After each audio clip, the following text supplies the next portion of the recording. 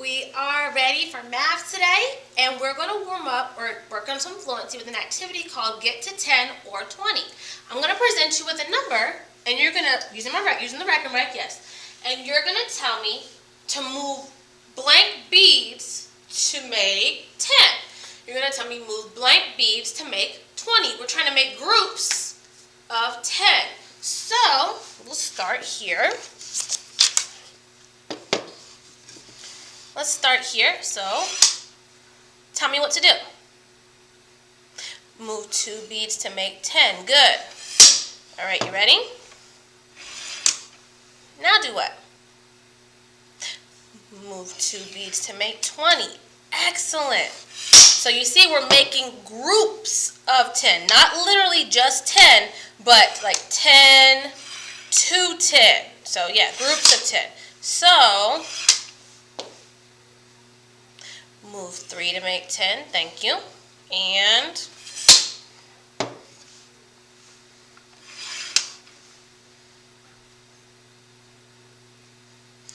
move 4 to make 2 10 or 20. Excellent.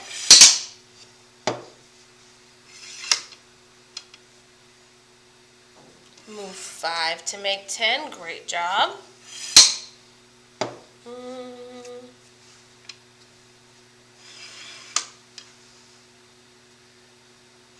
Move 3 to make 20. 2 10. 2 groups of 10.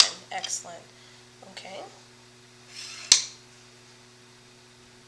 Move 1 to make 10. Awesome job. 1 10. Excellent. Okay.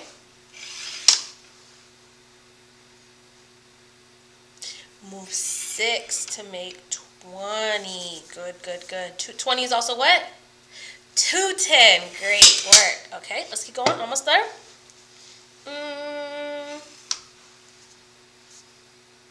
Move 9 to make 10. Okay.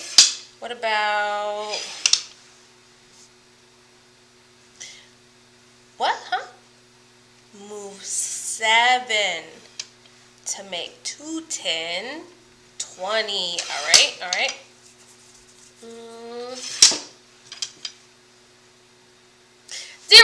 Move 0 to make a group of 10. Excellent. All right. This is the last one, maybe. Move 8 to make 20. Good job. Good job. Notice we want to be making groups of 10, and this sets us up to help us getting to, like, if we have trying to get to 30, which is the next group of 10. 3 10. Matter of fact, let's do that real quick. Let's count by tens to say 10 ways since we have this. Okay. How do I hold this? 10, 2 10, 3 10, 4 10, 5 10, 6 10, 7 10,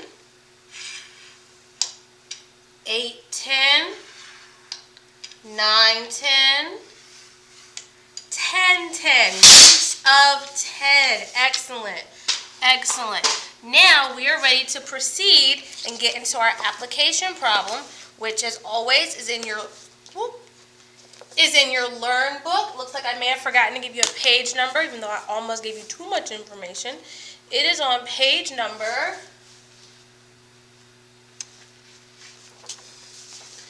261. 261. The digits, I'll put them in the corner, are 261. 261 is where you will find this problem. And it reads, Kingston's class took a trip to the zoo.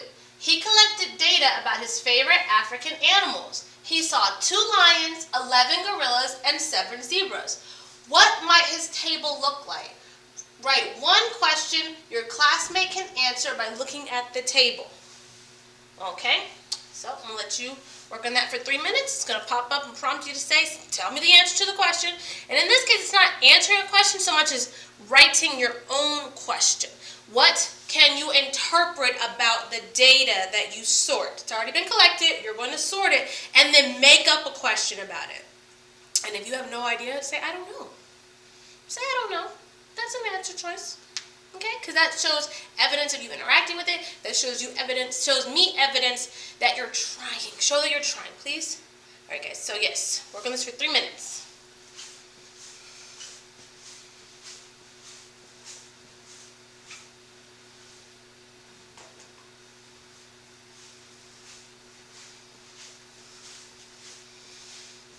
All right. So, we said that Kingston's class took a trip to the zoo. He collected data about his favorite African animals. He saw 2 lions, 11 gorillas, and 7 zebras. What might his table look like?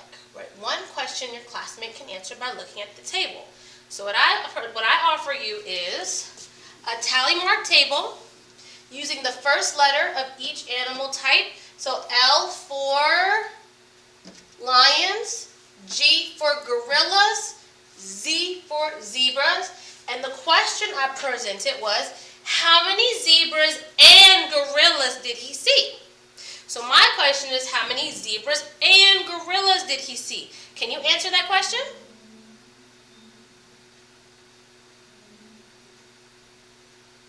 Yes, he saw 17 zebras and gorillas. Now, how did I count that so quickly in my brain? I went 5, 10, 15. I counted up the tally marks by 5s and then kept counting. 16, 17, 18, putting the zebras and the gorillas together. Putting the zebras and the gorillas together. Great work, guys. Guys, look. I didn't forget. I didn't put it in the right spot. That's what I get trying to be fancy and not writing this all out. It happens sometimes. Were there other questions we could have asked? There were, yes, and I'm going to make sure I look to see what other questions you submitted as potential questions about this data. There's more ways to interpret this data. We could say, what animal did he see the smallest amount of, the least? And you would tell me, lions. The animal he saw the least of was lions. Good job. Okay, so now we're going to look at the concept of using... We're still collecting data. In this case, it's our favorite fruits. And I love you, but I didn't have time to wait for y'all to turn in your answers so we could be ready for school today. So I may have borrowed some information. I may have borrowed and asked some other people what they thought. Now, in this particular setup, the way this is lined up is much like how we line up centimeter cubes. We used orange sticky notes to represent each person's vote. So it'd be like I handed each of you a sticky note and I told you to write down your vote. And then you would come up and place it on the chart. I'm going to put it right here so you can see it better. You would place it, matter of fact, hold on, I'm going to make their votes disappear for a second. You would place it on the chart, right? Okay, let's pretend whatever that is, that's going to be the favorite. Well, the next vote is for the same item, the same fruit. Am I going to put it down here? Am I going to put it sideways? Am I going to put it up over here? No, I'm going to use my measuring rules and I'm going to line it up immediately following the previous vote. So we can, like I said, our measuring rules, so we line up endpoint to endpoint. We don't leave any gaps. We don't have any overlap. And our length units must be the same length. Because what I'm doing with this particular table is I'm creating a visual so you can look at it and see information. I don't need to count these for you to look at it and say that orange is liked the least because that's the shortest line, right? Right, and this is where our measuring rules come into play with data interpretation. Which fruit, just looking, not counting, was liked the most? Grapes, because the line is the longest. Excellent, excellent. And even looking at this, do you see this space right here? You see how there's one here and there's none there? That means one more person liked watermelon than orange. We can compare the ending lines to figure out things like fewer than, less than, more than. What is the difference between the size of the orange group and the watermelon group? So using that information and using that rule, we're going to look at this about vegetables harvested on page 346 in your Succeed book. Succeed book, page number 346. So we'll look and interpret because the data has already been collected and sorted. It has been collected and sorted. Now, for this chart, they're telling us that one smiley face box is equal to one vegetable. So each smiley face equals one vote, and they use that same box or sticky note method. Remember, we cannot put them on top of each other. We cannot leave them spread out like that. We cannot, let's see what say, no gaps, no overlaps, endpoint to endpoint. We can't have it going sideways. No, it has to be straight lines so we can see to interpret the information. Just looking at it, not counting anything. Not counting anything. Which vegetable did they harvest the most of? Carrots, because this one is the longest. It's the longest. And how about which one is the least? Has the fewest, smallest number of vegetables harvested? Corn, that's a ear of corn. But look, it is the shortest line. We're using the visual cues to help us answer questions about it. So that's a different style of table, a different option of a way to sort your collected information. Now, the first question we have to answer about this was how many total vegetables were harvested? Well, for this one, we're going to count all. We're literally going to count each individual smiley face because it said total. Total means whole. So let's count them up. 1, 2, 3, 4, 5, 6, 7, 8, 9, 10, 11, 12, 13, 14. 14 vegetables. 14 vegetables. The next question reads, which vegetable has been harvested the most? Well, we already answered that question. And we know because it's the longest line. Which vegetable has the longest line? Carrots. Carrots have the longest line. Good job. Carrots have the longest line. Okay, now, how many more beets were harvested than corn? Okay, and this is what I'm going to show you. Look. Look. 1 beet, 1 corn. 1 beet, 1 corn. 1 beet, 1 corn. 1 beet. Uh-oh! There's no corn. How many beets were left over? There was 1, okay? There was 1 beet left over. So we established the answer is 1. I'm going to show you another option. Let's draw a line, because we're going straight across, from the end of the corn all the way across. How many beets pass the corn line? 1 beet passes the corn line. So how many more beets? So 1 more beet was harvested than corn. Now, the next question asks, how many more beets would need to be harvested to have the same amount as the number of carrots harvested? So I'm going to erase my line so I'm not confused. This time, which 2 vegetables are we comparing? Are we finding the difference between beets and carrots? Good. So I'm going to write, which one is the smaller group? Beets. Good. So I'm going to draw my line across the end of the beets. And I'm going to figure out how many more beets do I need to make this line the same as this line. In order to solve that problem, we're going to count how many are below the beet line. How many are below the beet line? 1, 2, 3. If there are 3 carrots below the beet line, that means growing 3 more beets would make these lines the same. So, how many more beets would need to be harvested to have the same amount as the number of carrots harvested? 3 more. 3 more. 3 more beets would need to be harvested. Now you see how I use the pictures and the fact that each unit is the same size to visually confirm these measurements? Yes, I'm applying measuring. Wait, you mean measuring and data? Yes, I didn't just randomly switch topics. They're interconnected. They are related to one another. Yes. All right.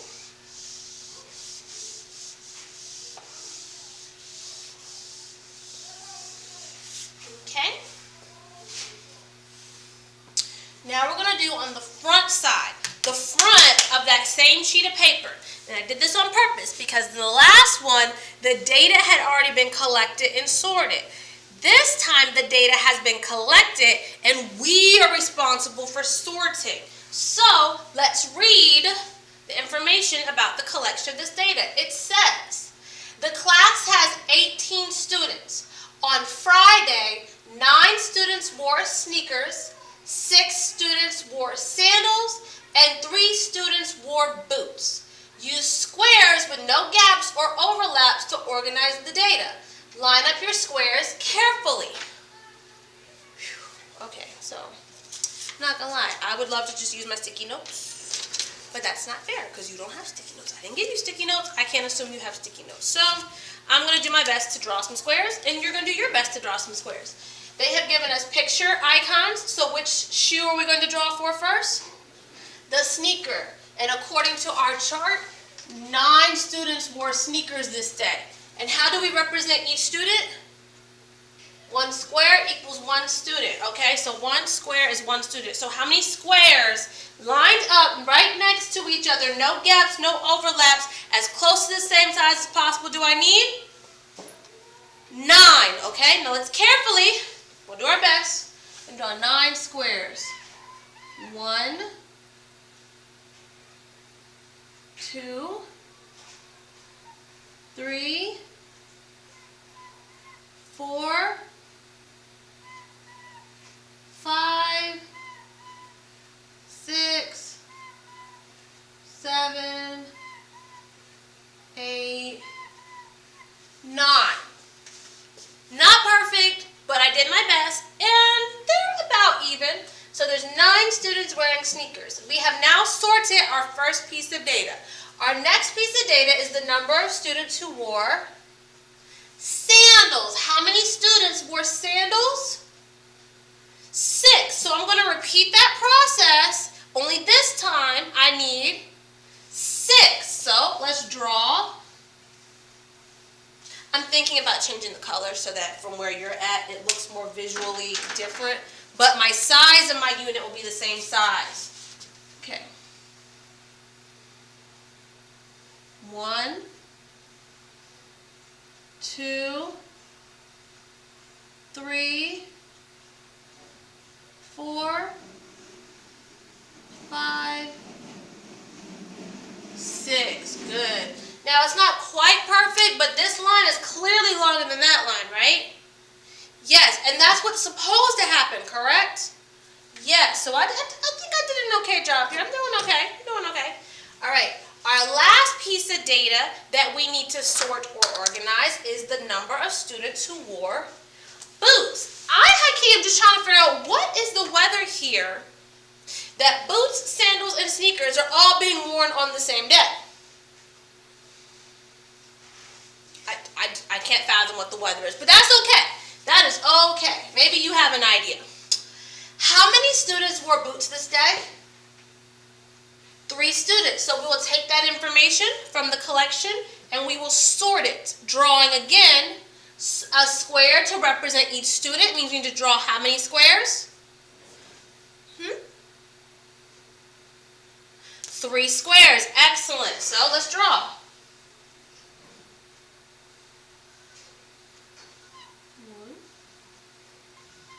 2,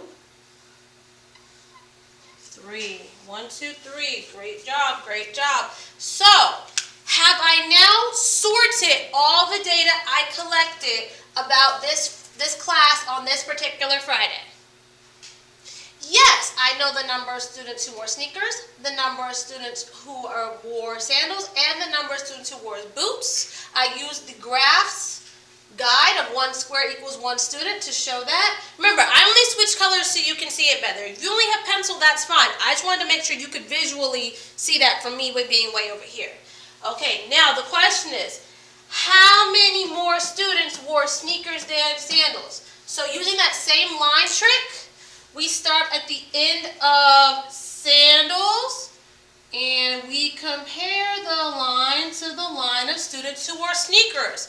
You see how lining them up neatly is allowing us to, instead of having to count and subtract and say 9 minus 6 is blank, we can just draw a line and count how many sneakers are past the line. How many sneakers are past the line? 3. So 3 more students wore sneakers than sandals. Good. Now,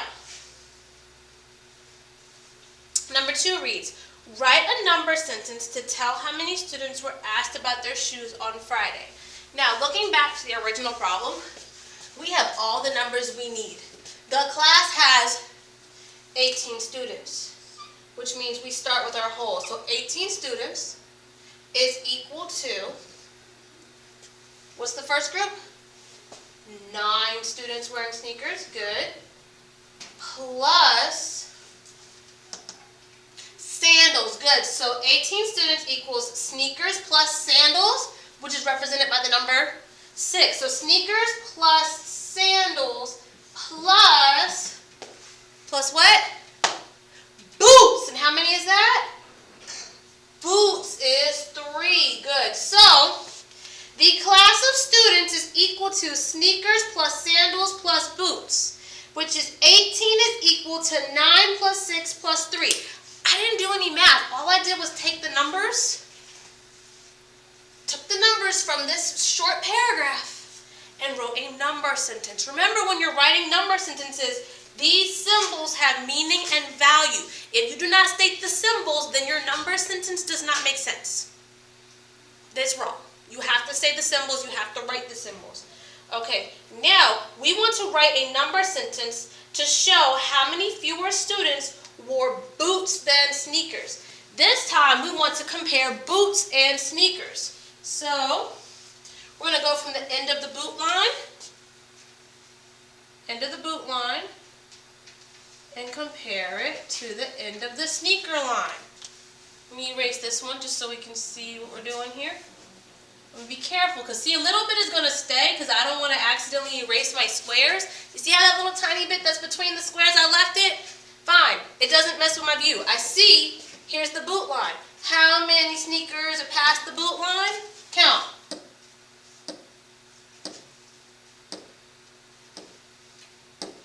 Good. So we have our answer. So we want to know sneakers minus boots equals blank. So what is sneakers as a number? Using our picture, using her here, using her here. What is sneakers as a number? 9. Good. 9 sneakers minus, what is boots as a number?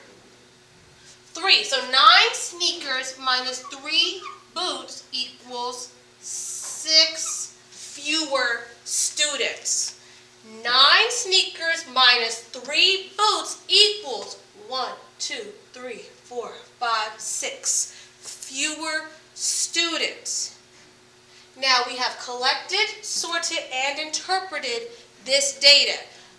You're ready to do some on your own. This is our we do. This is what we did together. You are now ready to do 1 or 2 on your own.